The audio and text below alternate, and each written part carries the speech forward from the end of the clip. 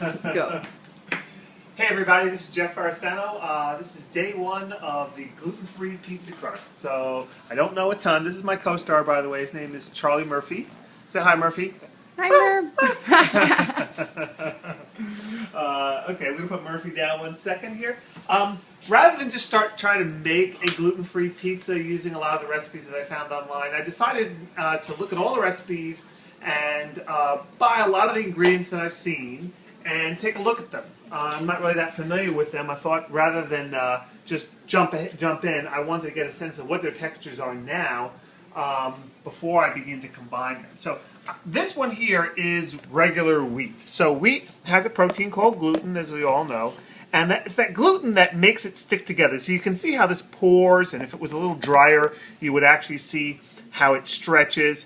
That quality, it seems so simple, we're so used to it, it's actually pretty rare in the flour world if you go to other grains and other products. So we're trying to reproduce that in some way, and it's it's surprisingly difficult. But of course, a lot of people are allergic to this, so we have to find a substitute. So let's take a look.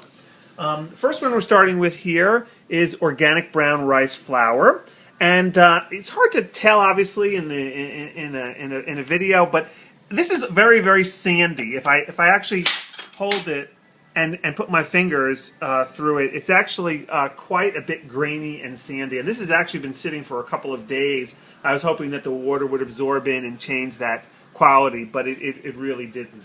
So it's a very different characteristic than, you could see it would never stretch or flow in any way. It's just a sandy sort of watery mixture. The next one is the white rice flour, which I thought would be similar, and is in some ways. You can see maybe that it is also grainy, but the difference here is it's not really holding the water. The water actually is separated out, so it's very dense on the bottom, and really just almost pure water at the top.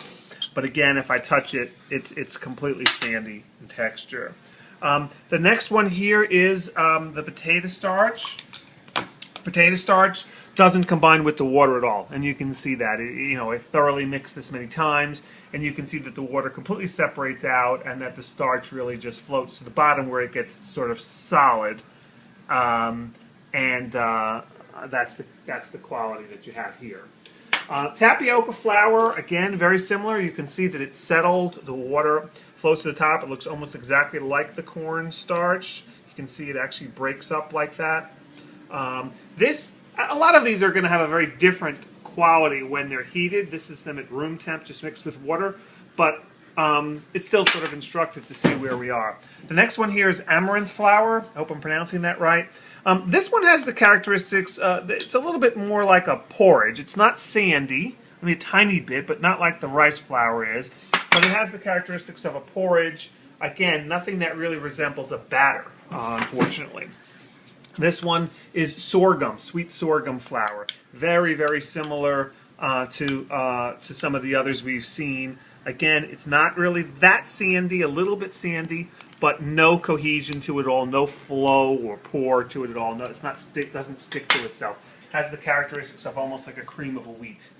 The next one here is not really a grain at all. It's garbanzo and fava flour, so it's a bean flour. I actually like the texture on this. It's again still sort of like a porridge, but more like a thicker soup that you've seen. If you've seen some of these winter soups, like a sweet potato soup or something, they're going to have this characteristic to them. It flows a little bit better than some of the others, but still sort of breaks off and doesn't really stretch. It also has a very, very strong bean flavor, which I don't think is going to taste great on the final pizza. Again, just for comparison, if we go back now, when we look at the wheat, you see how the wheat flows and pours. It's really very, see how it's sheeting? It's really very, very, very, very different than anything that we've had so far. You can just see as it drizzles. The next one here is guar gum. Now, the next three are all a little bit more rubbery or gummy, and their purpose is as additives to give some body or texture to the other ones which don't cohese on their own. If it's cohese a word, they don't have any cohesion on their own. So you have to add one of these gums. And you've seen guar gum, xanthan gum, and agar. You may have seen these ingredients in other foods. This is so rubbery. Can you see it? Like, this is just like It's pretty much like it actually probably could bounce. Yeah. 2 points. There you go. So xanthan gum is similar, but not as much. I mean, it almost feels like a rubbery or paste. It almost feels more of like a pasty porridgey, but definitely like a gummy pasty mixture. Not quite as bouncy. It wouldn't really bounce like the guar gum does, but that's just, I don't know. This is the most common ingredient. Xanthan gum is probably the most common ingredient that we've seen, that you'll see in gluten-free recipes, and I'm anxious to try that out. The next one here is agar, but I bought it in flakes. I never really sort of separated and recombined. It is sort of like they're like little rubbery flakes. I guess I'd really have to put this in a food processor and mill it down to a fine powder and try it again. This doesn't really, it has some resilience to it, and it does feel gummy, but it doesn't look like it would combine with anything that you mixed it with. So maybe if I grind it down to a powder, it would do better.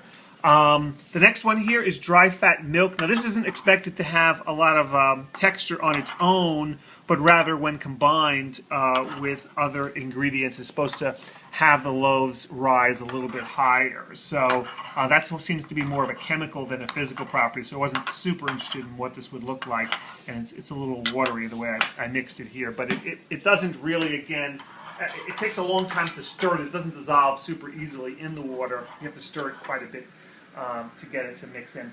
The last one here is gelatin, which I didn't make. It's just regular old Jello gelatin. It's just unflavored, so you already know the texture of that, and that's an ingredient in some of these recipes. This brown rice flour, by the way, is actually been combined with a little bit of my sourdough culture. So there actually is a tiny bit of wheat gluten in this, just because I mixed it in, and I was kind of planning on like diluting it out over time. It's hard to tell if the sourdough culture is mixing because it doesn't bubble up the way that another flour, the way that a wheat flour would, and that's really because any gas that would form would probably just escape through. It's very porous. It's not like a batter, so it probably is holding and feeding the sourdough culture, but you wouldn't know it from looking at it like this because it doesn't bubble up. Anyway, that's it. This is day one. We'll report back on progress as we move along.